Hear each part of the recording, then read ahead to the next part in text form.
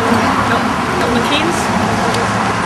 And we came through just to give a blessing, basically, to the place. And then we saw it would make very good sense to have this as a focal point for the year of the Peace March 1982. So we decided to support it, and thinking it would last a year. And here we are, 31 years later, still a presence. Very different presence, but that whole commitment. And one of these stories that I was telling this now was, I lived down in Dumfries and Galloway with 4 children on my own, living on benefit, because I wanted to give my time to what I was doing. And down there, of course, they were threatening to dump nuclear waste in the Galloway Hills. The plan then was to take the top of the mountains off, pepper pot these mountains, totally stable mountains, they've never moved since time began, and fill these mountains with nuclear waste and put the mountain top back on again, and no one would know it was there. Such is the delusion of those that think fools, you know. And in my wee village of Penpunt, they were doing dummy runs through to where they would be dumping this stuff. So I, as a mother of 4, just back from 10 years in Africa, where your eyes are open to real need anyway, and a recognition that what we were spending, both in money and resources and human expertise on nuclear weapons, could have been spent a tenth of it in just getting clean water to people who needed it. So I was very angry, but with that righteous anger that, you know, has to do something, so I got very involved. And initially we started a small peace march from Chapel Cross, the nuclear power station, to the Milwauker Hills, where they were planning this dumping. And I had posters in my window saying, please save Milwauker. And I was trying to get the locals involved in this, and they said, oh, is that somewhere in Africa? I mean, such was the ignorance of what's happening on the doorstep, and that continues to today, or the vested interest in, but we'll get jobs, you know, we'll have the infrastructure of roads coming, and all this, it'll be jobs for this area. And of course the same thing's happening now with fracking, you know, we're being threatened with that. So on the back of that wee peace march, which was just about 100 miles from Chapel Cross to Milwauker, I was invited up to a trade union conference in Dumbarton to discuss the feasibility of a national peace march. And on the back of yes, I agree with you. Just you tell them. On the back of that, I was made into the convener of Peace March Scotland. Now in those days there was no computers, there was no mass communication, and on one occasion I was running a bed and breakfast down in Dumfries and Galloway, mainly for cyclists, because that's where the bike was invented down there, the chain bike. And this young woman and her partner came to stay overnight to a bed and breakfast. And I said, fine. I said, you can either pay me or you can do something.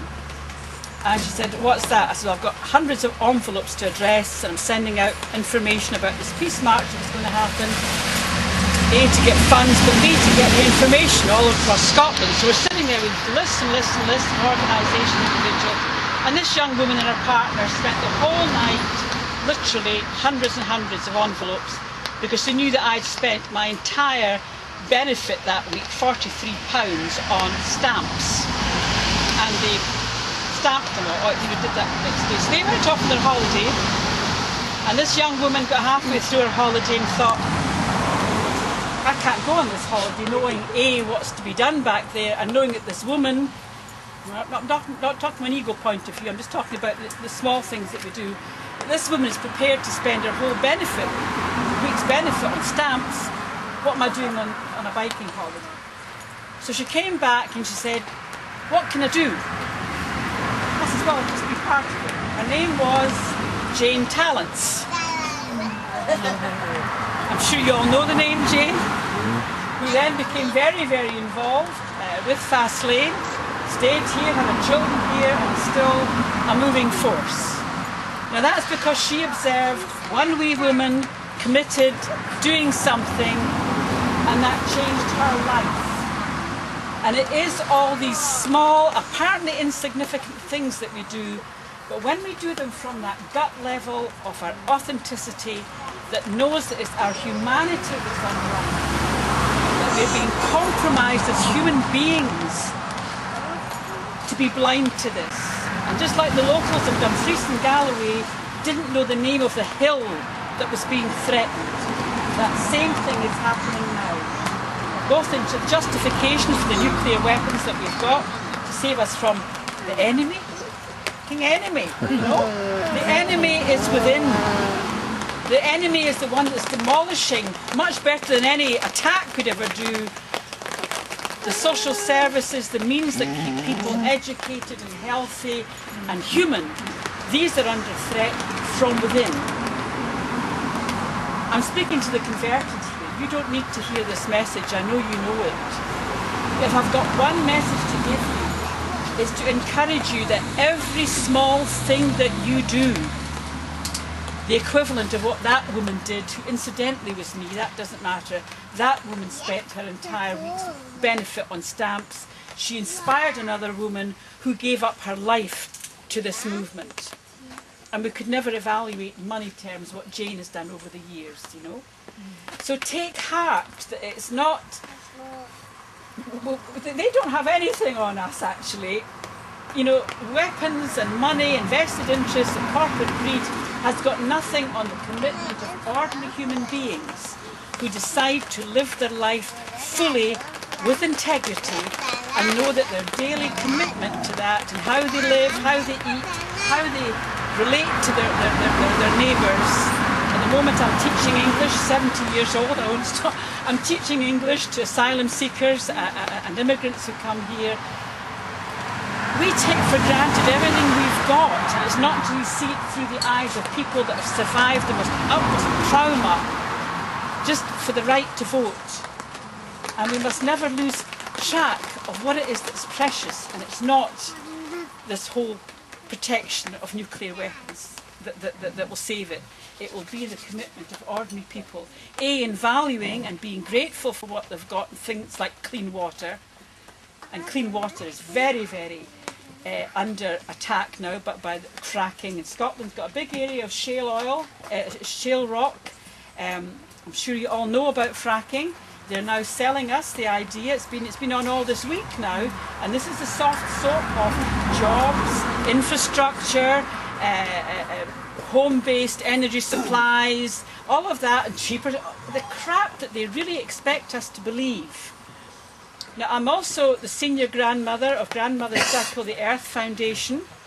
We have 3 grandmothers coming from Hawaii, Canada, Denmark. I forgot the last place. They're coming in July. There'll be lots on Facebook. They also they live by the Hopi prophecy that when the grandmothers speak, the earth will heal. Now that prophecy was made hundreds of years ago, when it was recognised that one day the earth would be poisoned, the air could not be breathed easily, and the fish in the sea and the animals on the land would be threatened. That prophecy was made hundreds of years ago in a recognition that there's imbalance of masculine head base. So I've got a bigger one than you, whether it's a willy or a bomb. That whole approach has brought us to the point of self-destruction. They're going around the world. They're staying with me for a week last week in July, spreading their message that both in our individual lives, in our societies, in the governments that we bring into power, we have to get that balance back.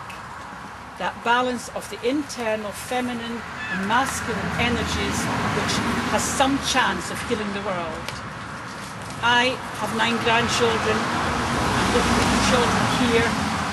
It's for them that we're doing this.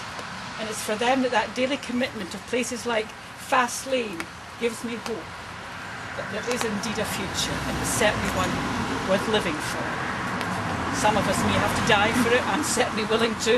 I've got nothing else to do now. I'm 70, but every day to work for the future of young people who are coming in trust.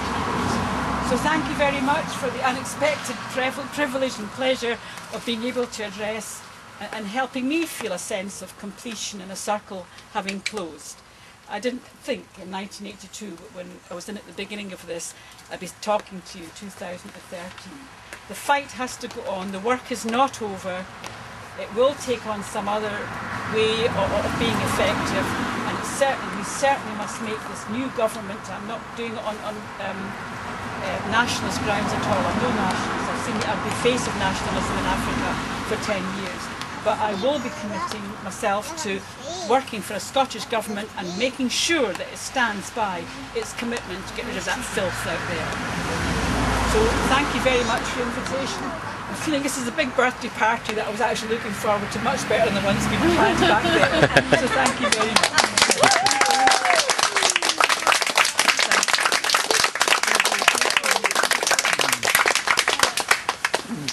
Not a note, by the way, you noticed that, yeah?